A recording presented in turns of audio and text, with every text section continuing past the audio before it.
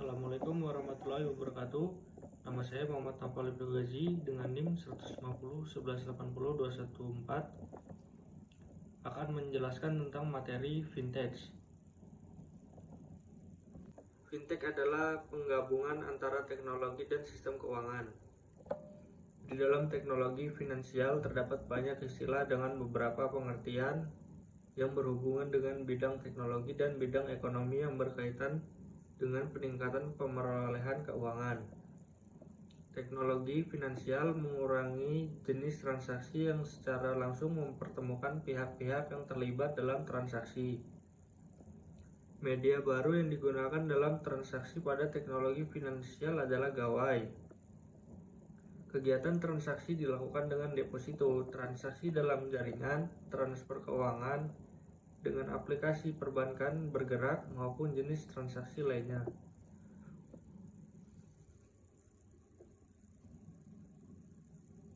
Teknologi finansial merupakan salah satu teknologi yang hadir sebagai produk dari revolusi industri 4.0 pada abad ke-21.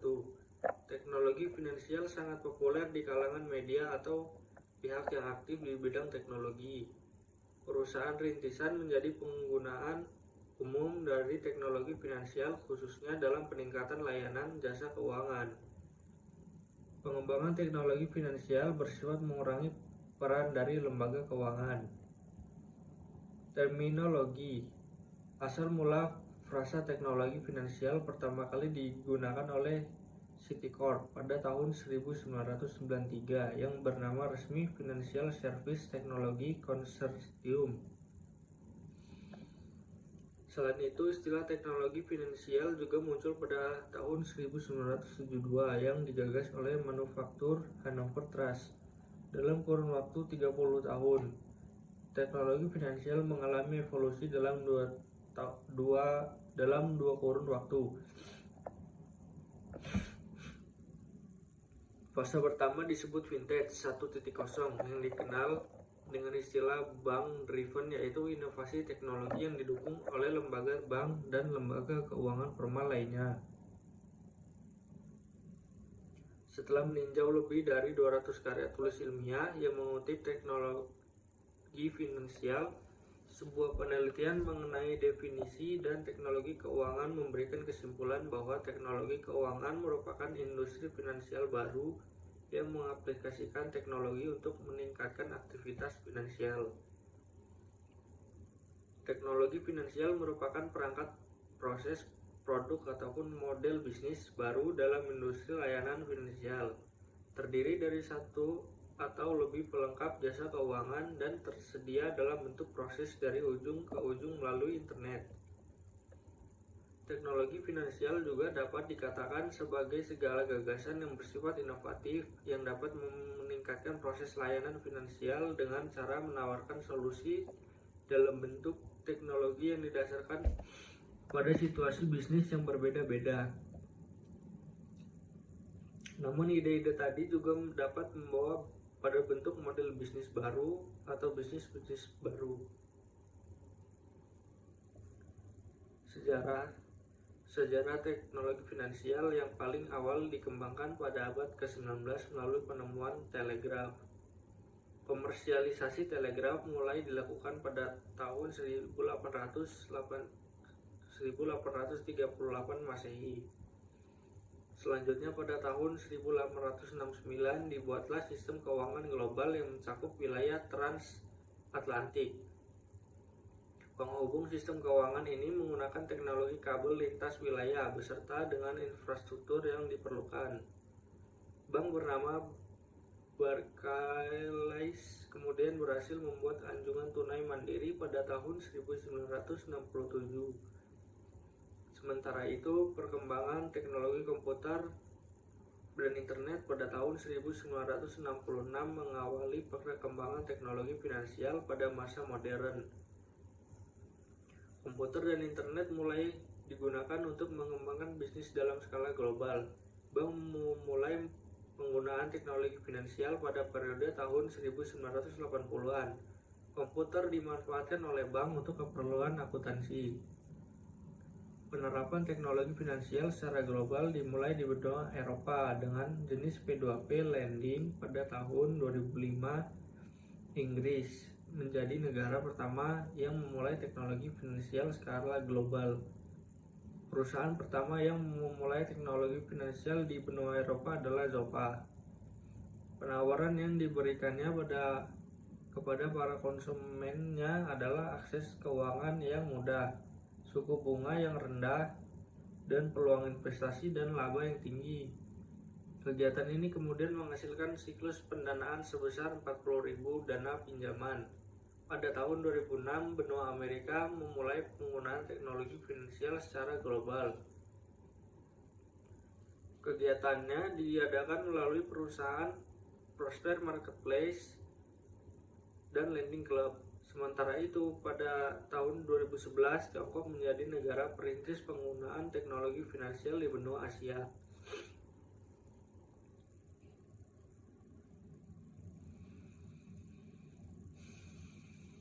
Ruang lingkup teknologi finansial mencakup segala jenis inovasi teknologi yang berkaitan dengan keuangan.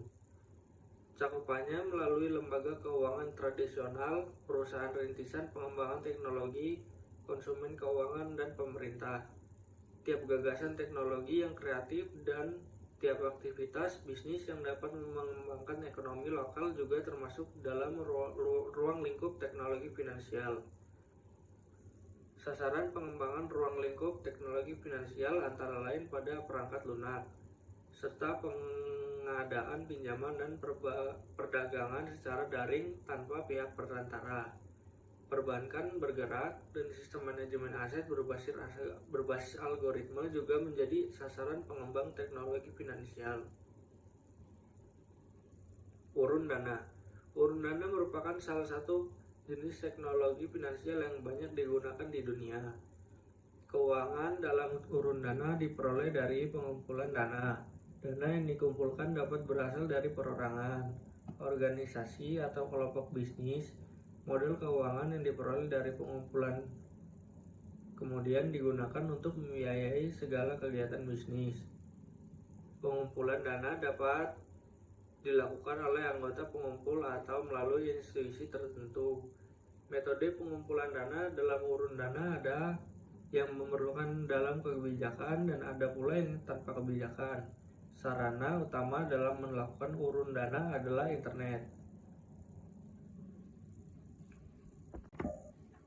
Inovasi teknologi keuangan dapat berkembang karena adanya beberapa faktor teknologi dan faktor konsumen teknologi. Faktor teknologi meliputi pemakaian perangkat digital dan perangkat seluler, serta berkurangnya hambatan dalam membangun bisnis digital. Sementara faktor konsumen meliputi perubahan sikap, kepentingan, dan kepercayaan pelanggan, serta kebijakan yang menguntungkan dan perolehan laba. Sementara itu, inovasi teknologi finansial secara umum ditentukan oleh kondisi penawaran dan permintaan. Inovasi dalam bidang teknologi keuangan juga dapat terjadi pada suatu wilayah sebagai akibat dari adanya kondisi tertentu. Kondisi ini antara lain krisis finansial, kemudahan akses internet, kesibukan kegiatan manusia, keinginan penghematan biaya dan waktu, serta sistem perbankan yang sulit diakses. Perbankan bergerak merupakan layanan bank yang memudahkan nasabah mengadakan transaksi perbankan melalui telepon genggam dan atau ponsel cerdas. Menu layanan bank tersedia di dalam kartu SIM dan dalam data pelayanan tambahan tak terstruktur.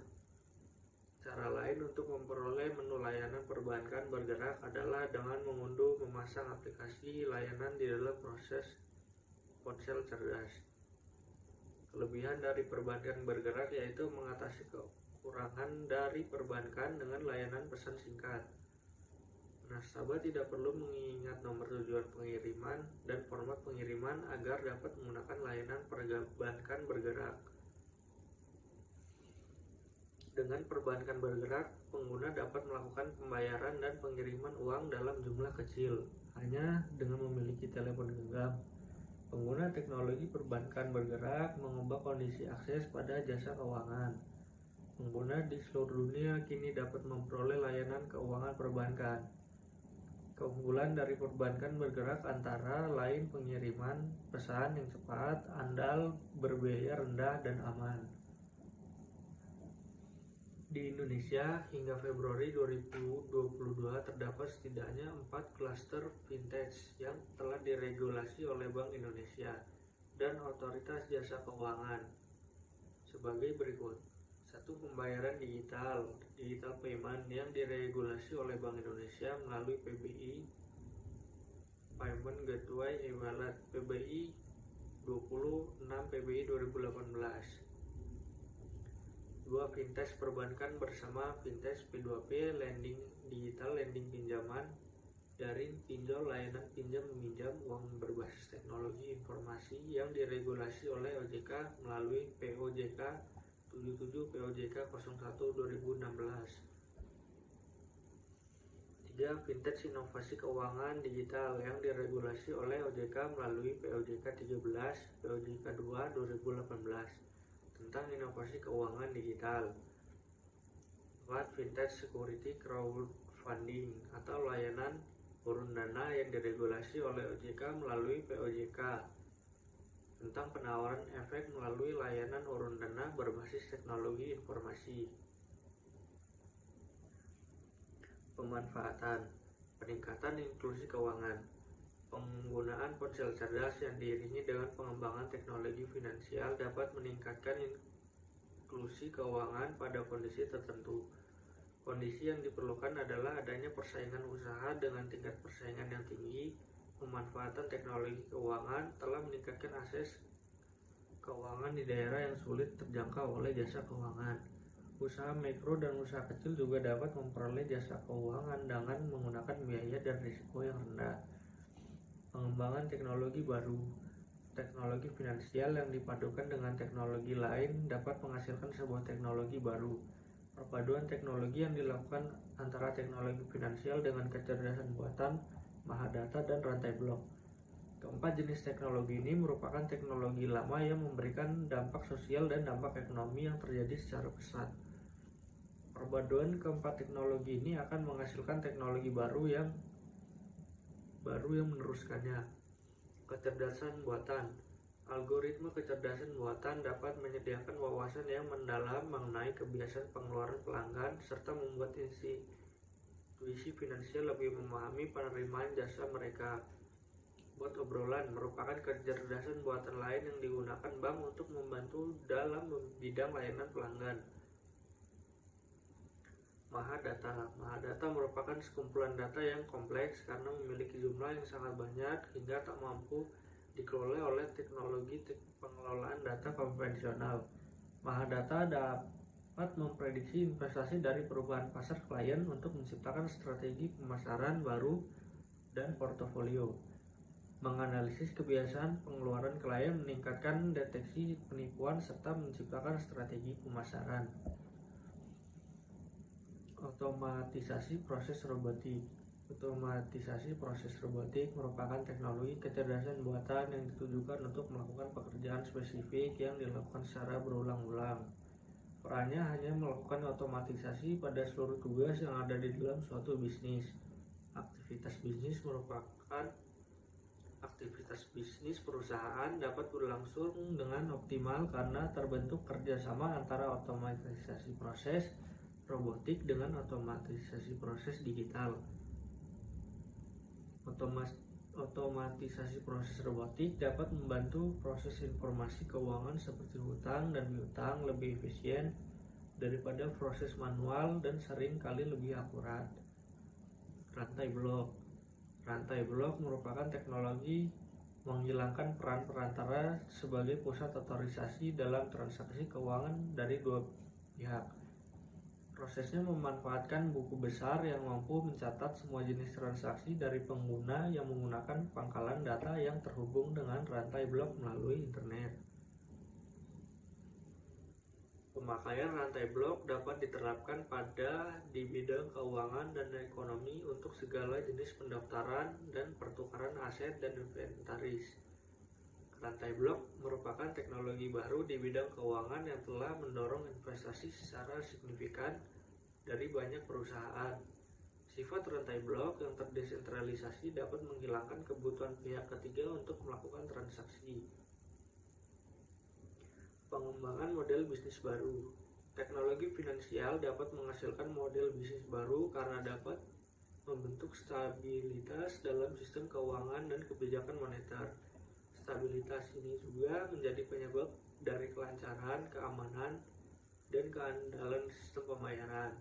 Pengembangan model bisnis baru dapat diadakan antara lain pada P2P lending, agregator urun dana, perencanaan finansial, dan pembayaran. Produk yang dihasilkan sama dengan produk keuangan dalam lembaga keuangan konvensional.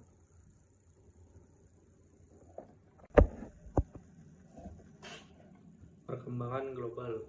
Teknologi finansial telah digunakan untuk mengotomatiskan investasi, asuransi, perdagangan, layanan perbankan, dan manajemen risiko.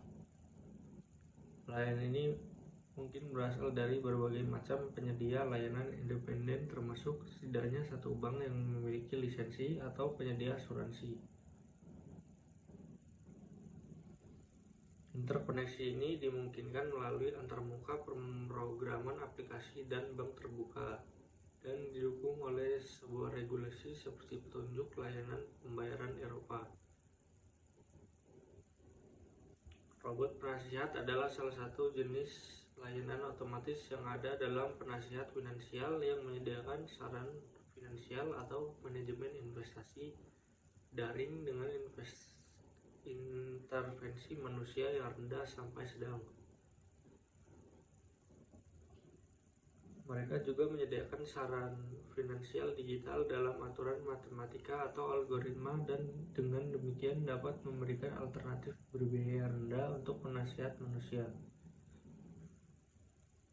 Investasi global dalam teknologi finansial meningkat lebih dari 2.200% dari $930 juta pada 2008 menjadi 22 miliar pada tahun 2015. Industri teknologi finansial yang baru didirikan di London telah mengalami perkembangan yang cepat dalam beberapa tahun belakangan ini. Menurut beberapa pejabat di kantor wali kota London, 40% tenaga kerja kota London bekerja di bidang layanan teknologi. Pada tahun 2004, Eropa telah menginvestasikan $1,5 miliar ke dalam perusahaan teknologi finansial, dengan perusahaan yang berbasis di London menerima $539 juta. Perusahaan yang berbasis di Amsterdam menerima $306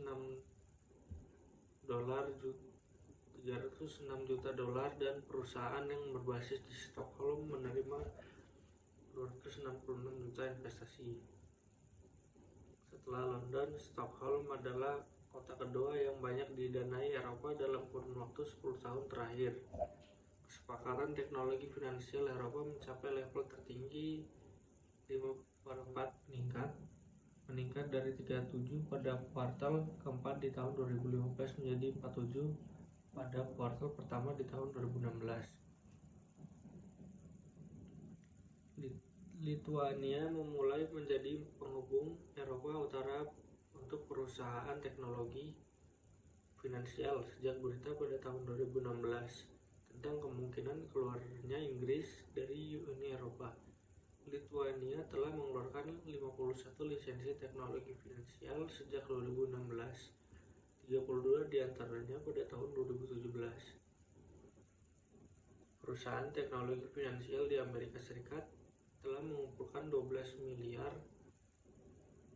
pada tahun 2016, meningkat 43% dari angka tahun 2017. Pada kawasan Asia Pasifik, perkembangan teknologi finansial terlihat sejak dibukanya pusat teknologi finansial baru di Sydney pada April 2015. Menurut KPMG, sektor layanan finansial Sydney pada tahun 2017 telah menciptakan 9% pemasukan dari PDB Australia dan lebih besar dari sektor layanan finansial lain seperti Hong Kong dan Singapura. Perkembangan vintage di Indonesia.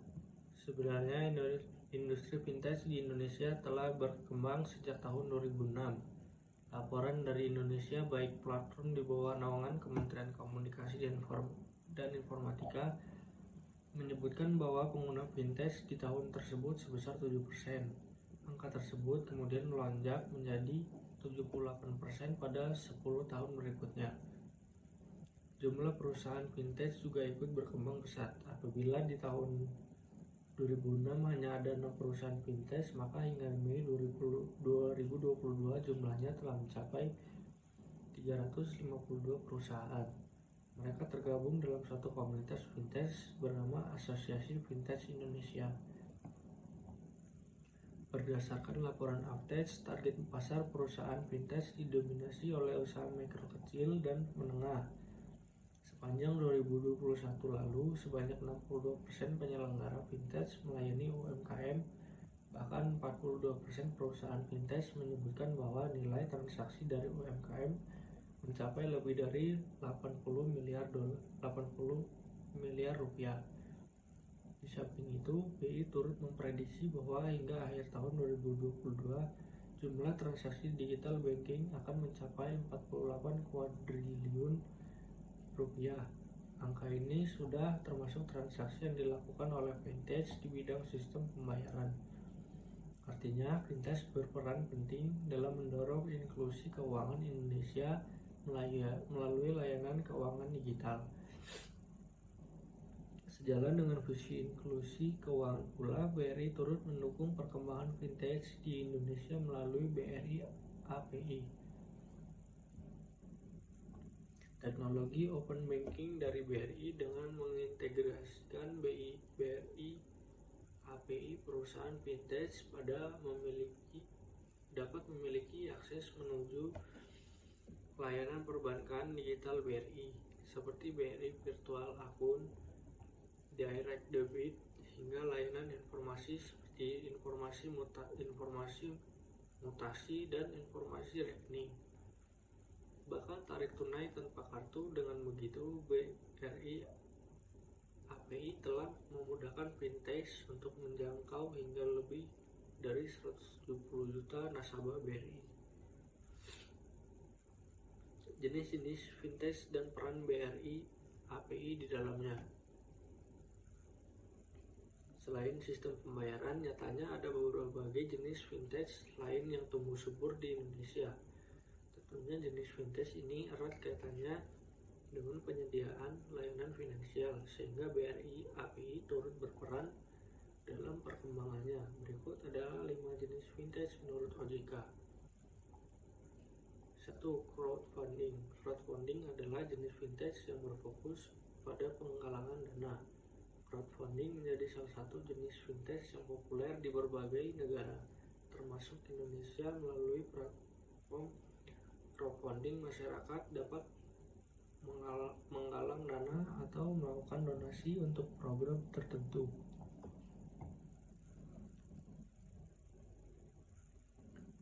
Salah satu contoh vintage di model crowdfunding adalah kitabisa.com. BRI API turut mendukung kitabisa.com melalui kehadiran Briva sebagai salah satu metode donasi digital. Berkat Briva, pengguna kitabisa.com dapat berdonasi dengan lebih mudah sekaligus aman. 2. Microfinancing. Microfinancing adalah vintage yang menyediakan solusi finansial bagi masyarakat kelas menengah ke bawah berupa peminjaman dana. Ini karena biasanya masyarakat di kelas tersebut tidak memiliki akses ke institusi perbankan, sehingga microfinancing hadir untuk menjembatani antara masyarakat sebagai peminjam dana dengan memberikan pinjaman. Untuk memenuhi kebutuhan operasional lembaga-lembaga keuangan mikro membutuhkan sistem yang dapat menopang aktivitas finansial di tingkat mikro atau yang disebut sebagai core micro banking system. salah satu penyedia core micro banking system ini adalah PT USSI. Demi menciptakan sistem pembayaran digital bagi mitra lembaga keuangan mikro mereka, PT USSI mengintegrasikan layanan BRIVA melalui Open Banking BRI API. Dampaknya, mitra PT USSI mampu menghadirkan akses transaksi virtual akun bagi mitranya sehingga masyarakat bisa melakukan transaksi dengan cepat, mudah, dan aman. Sekian penyampaian materi tentang vintage. Untuk lebih dan kurangnya saya ucapkan mohon maaf dan terima kasih. Assalamualaikum warahmatullahi wabarakatuh.